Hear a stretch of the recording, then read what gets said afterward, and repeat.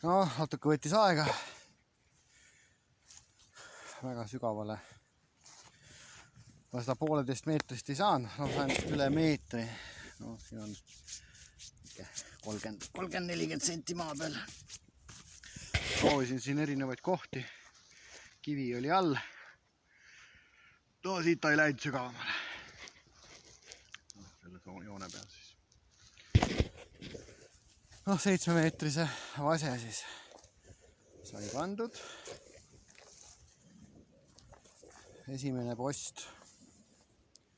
Ma siin vahepeal mõõtsin, oli 23 oomi kokku. Naksuke 6-7 oomi. Väiksemaks sai selle esimese postiga. No mõtlen, mis sealt siis juhtub. Siin ma liigutasin selle ka natuke allapoole siin haljama peale. Variant võib-olla on see, et kuidagi kas panna siia topelt kuskile klamber või siis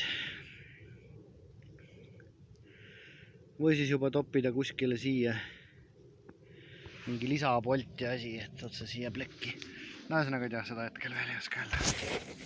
Vaatame, mis see aparfaat meile siis ütleb nüüd. Vaatame, mis sest 29-st siis saanud on. No, 21, 20, 21.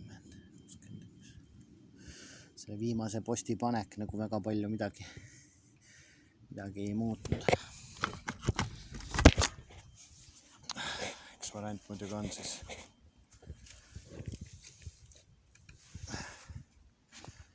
seda vaske on natuke rohkem, et võtta üks varras veel ja panna see varras siia edasi. No, siin on 2 meetrit täitsa olemas. Umbes täpselt. Ja pean mõtlema 20 oomi.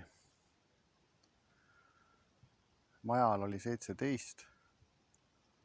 Sinna ma peksin ka 3 varrast. Need vist olid ka 1,5. Esimene varras muidugi läks samamoodi kivisse, ehk siis jäi ta umbes niimoodi maast välja. No ühesõnaga peab mõtlema. Ühesõnaga see. Aga jah, pigem on praegu see teema, et see maa on väga kuiv.